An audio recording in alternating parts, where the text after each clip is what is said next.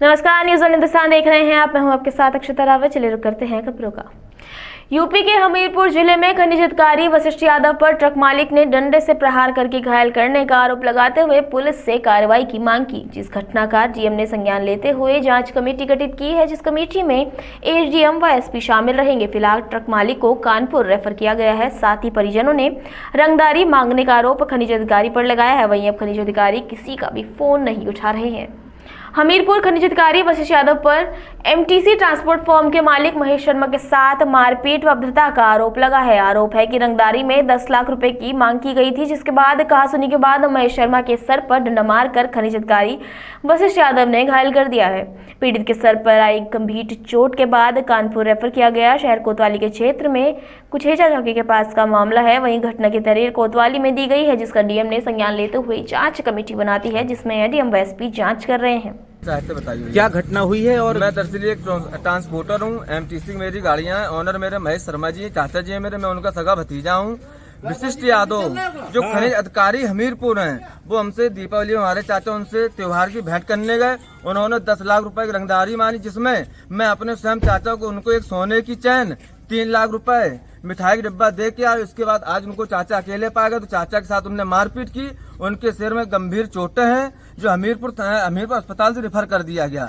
चाचा कुछ होता है, मौत के जिम्मेदार महेश शर्मा जी के वशिष्ठ यादव उर्फ जो माइनिंग इंस्पेक्टर हैं पंकज कुमार हैं, ये जिम्मेदार होंगे। और मुझसे हर महीने 10 लाख रुपए की मांग कर रहे हैं। जो आरोप है, जो मेरी गाड़ियां पकड़ते हैं और भी अन्य गाड़ियां पकड़ते हैं, उनको ऑनलाइन चालान करके छोड़ दी जाती हैं। जो मेरी गाड़ियां पकड़ते हैं, बाकायदा उसमें मुकदमा दर्ज कराया जाता है। इसके बाद चाचा श्री को हैरेसमेंट किया जाता है, जिस तरीके से पैसे की मांग करते हैं।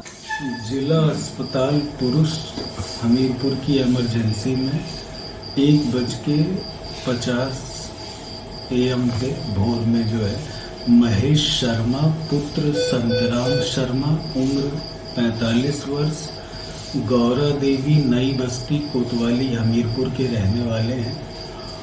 उनको पुलिस मेडिकल के लिए लेके आई है।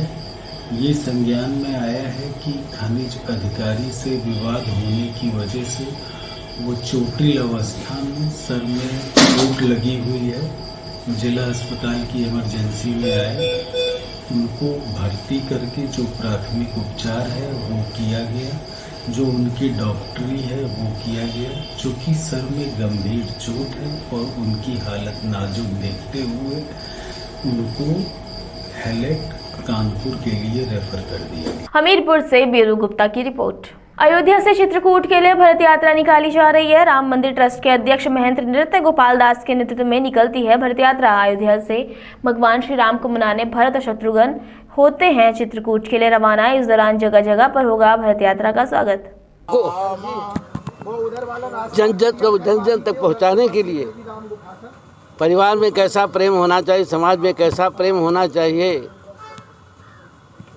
इसी उद्देश्य को लेकर के भारत यात्रा निकलती है। आज के 50 वर्ष पूर्व पूज्य श्री ब्रह्मचारी जी महाराज, गुरुदेव भगवान दोनों ने मिलकर के भारत यात्रा निकाली थी। अनवरत तब से चल रही है। 20 तारीख को हम चित्रकूट में रहेंगे, 20 तारीख को भरत मिलाप होगा और वहाँ हमारी सभा होगी। जन जन तक प्रेम मूर्ति भरत सिंह महाराज के आदर्श को, प्रेम को पहुँचाने के लिए यह भरत यात्रा निकल रही है। पूज्य महाराज जी के द्वारा यह यात्रा पिछले 50-60 साल से निकाली जाए, क्योंकि भरत जी हम कह सकते हैं कि धर्म धुरी के रूप में जाने गए। और भरत जी ने जो त्याग और समर्पण किया, जो प्रेम भाई के प्रति भाई का होना चाहिए बड़े भाई, इसको जो उन्होंने अपने जीवन में दर्शाने का काम किया, उसके नाते भरत जी का हम कह सकते हैं कि अपार महत्व, और उस भरत यात्रा के माध्यम से समाज को संदेश देने का काम पूज्य महाराज जी के द्वारा होता रहता है। अभी भरत जी की यात्रा यहाँ से निकलेगी। अयोध्या से मयंक श्रीवास्तव की रिपोर्ट। महानगर के प्रमुख चौराहे पर आज मेडिकल कॉलेज नवजात शिशु गहन चिकित्सा कक्ष में भीषण अग्निकांड में मृत नवजात शिशुओं को अश्रुपूर्ण श्रद्धांजलि दी गई। श्रद्धांजलि व्यक्त करते हुए अरविंद वशिष्ठ, वरिष्ठ नेता समाजवादी पार्टी, ने कहा कि वार्ड में आग लगने के कारण दम घुटने से 10 नवजात शिशुओं की दर्दनाक मौत हो गई। इस घटना से समस्त झांसी वासी स्तब्ध हैं। दुख प्रकट करने के लिए किसी के पास शब्द नहीं है। ये दिन झांसी के इतिहास में काला दिवस के रूप में जाना जाएगा। देश भर में इस तरह की पहली घटना नहीं है। दिल्ली सफदरजंग अस्पताल में भी आग लगने से 7 बच्चों की मृत्यु हो चुकी है, लेकिन शासन ने पूर्व में कोई घटनाओं से सबक नहीं लिया। मेडिकल कॉलेज फायर सेफ्टी के प्रबंधन यदि पुख्ता होते तो इतनी बड़ी घटना नहीं होती। आखिर इस लापरवाही का जिम्मेदार कौन लेगा? तो हादसा हुआ झांसी महानगर में, वो झांसी के इतिहास में एक काला दिन के रूप में जाना जाएगा। मेडिकल कॉलेज में जिस तरह निक्खू वार्ड में बच्चों की मृत्यु हुई, नवजात शिशु जलकर जो मौत हुई, निश्चित रूप से वो बहुत दर्दनाक हादसा है और हम सब लोग उन बच्चों के लिए आज श्रद्धांजलि दे रहे हैं। और जो बच्चे पीड़ित हैं, जले हुए हैं, उनको ईश्वर से प्रार्थना कर रहे हैं कि उन्हें इलाज के दौरान जल्दी से जल्दी वो स्वस्थ हो। ये ऐसा है कि दिल्ली के अंदर सफदरजंग अस्पताल में कुछ समय पहले हादसा हुआ था और उसमें 7 बच्चे जलकर मरे थे। शासन सरकार को उस घटना से सबक लेना चाहिए था और जिस तरह की ये घटना हुई, यदि सबक लेते तो इस तरह की घटना नहीं घटती।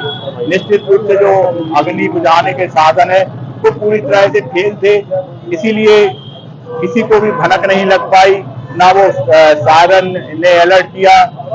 और मैं समझता हूँ कि एक जो माँ थी बच्चे की, वो अंदर यदि ना होती तो ये घटना जाने कितना बड़ा बीभत्स रूप ले लेती। और जैसे वो चिल्लाकर बाहर आई तब अस्पताल के स्टाफ को जागृति हुई कि कहीं कुछ घटना हो रही है, तब अलर्ट हुआ, तब जाके वहां पर जो फायर ब्रिगेड वगैरह पहुंची, तब उस पर घटना पर कंट्रोल पाया जा सका। तो निश्चित रूप से लापरवाही का जीता जागता नमूना है। झांसी से पंकज रावत की रिपोर्ट।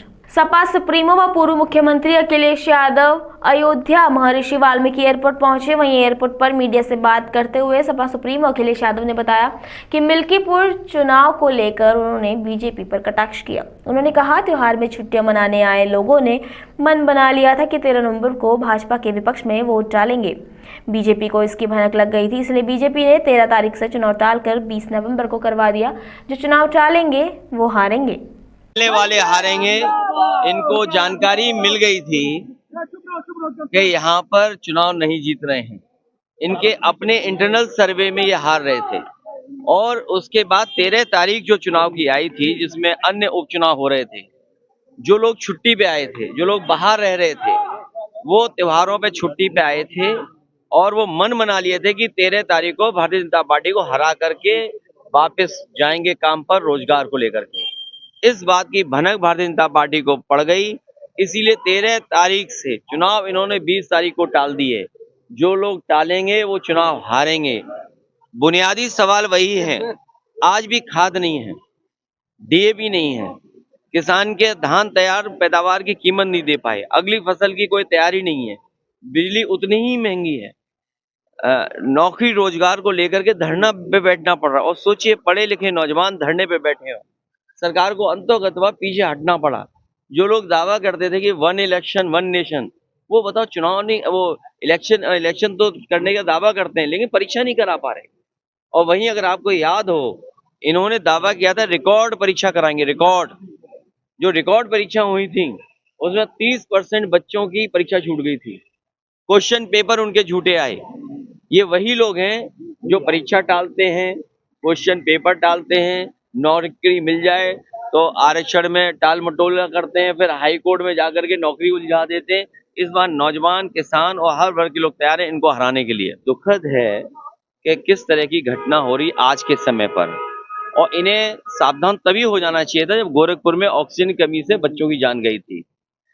गोरखपुर की घटना हो या समय समय पे जो अस्पतालों से हम लोगों को जानकारी और सूचना मिलती है, जब कभी भी निरीक्षण पे जाते हैं या औचक निरीक्षण करते हैं तो पूरा इंतजाम सही सलामत मिलता है। लेकिन जैसे ही अधिकारी और मंत्री हटते हैं, अस्पताल वैसे के वैसे हैं। यहाँ भी मेडिकल कॉलेज समाजवादी सरकार ने बनाए क्या सरकार ने पर्याप्त बजट दिया था, पर्याप्त सेफ्टी के इंतजाम किए थे, और उसी का परिणाम यह है कि बजट ना मिलना नंबर 1, नंबर 2 वहां पर जो स्टाफ है, जो संबंधित अधिकारी हैं, वो लापरवाही किए हैं। ये लापरवाही और सरकार की नजरअंदाजी की वजह से 10 बच्चों की जान गई है और इतना बड़ा नुकसान हुआ है। अयोध्या से मयंक श्रीवास्तव की रिपोर्ट। स्टैंप एंड पंजीयन मंत्री रविंद्र जायसवाल अयोध्या पहुंचे। सर्किट हाउस में मीडिया से बातचीत में बताया कि वो वाराणसी पश्चिम विधानसभा के लगभग 1500 श्रद्धालुओं को रामलला के दर्शन कराने अयोध्या पहुंचे हैं। मंत्री रविंद्र जायसवाल ने कहा, ये सभी लोग रामलला का दर्शन कर दिवाली मनाएंगे। प्रभु श्री राम से प्रार्थना है कि सब सुख शांति से रहें। हम सौभाग्यशाली हैं। राम जन्मभूमि आंदोलन में हम 3 बार जेल गए। इसके अयोध्या की गली में हम नारा लगाते थे, सौगंध राम की खाते हैं, मंदिर यहीं बनाएंगे। पुलिस आगे दौड़ती थी, हम भागते थे, आगे आगे हम, पीछे पुलिस होती थी। लेकिन अब उल्टा हो गया है। राम में आस्था वालों की सरकार बन गई। अब पुलिस आगे आगे चलती है और हम लोग पीछे पीछे। दिवाली त्योहार तो अयोध्या से ही है। दिवाली त्योहार तो प्रभु राम के लौटने पर ही हुआ था और हम लोग प्रतीक स्वरूप दिया जला करके पूरे देश में मनाते हैं, पूरे विश्व में मनाते हैं। असली तो अयोध्या में आ गया दिवाली हो गया, जहाँ प्रभु राम मिल गए। और वो दीपोत्सव एक प्रतीकात्मक होती है, हम लोग उसको मनाएंगे आज। अयोध्या से मयंक श्रीवास्तव की रिपोर्ट। अभी के लिए इतना ही। खबरों के लिए बने रहिए न्यूज़ वन हिंदुस्तान के साथ। अब तक के लिए नमस्कार। आप देख रहे हैं न्यूज़ वन हिंदुस्तान। जिला प्रशासन के सहयोग से डलमऊ नगर पंचायत द्वारा आयोजित प्रांतीय कार्तिक पूर्णिमा मेला एवं डलमऊ महोत्सव में आए समस्त श्रद्धालुओं एवं रायबरेली जनपद वासियों का हार्दिक स्वागत एवं अभिनंदन। आप सभी श्रद्धालुओं से अनुरोध है कि इस महोत्सव को सफल बनाने में प्रशासन का सहयोग करें।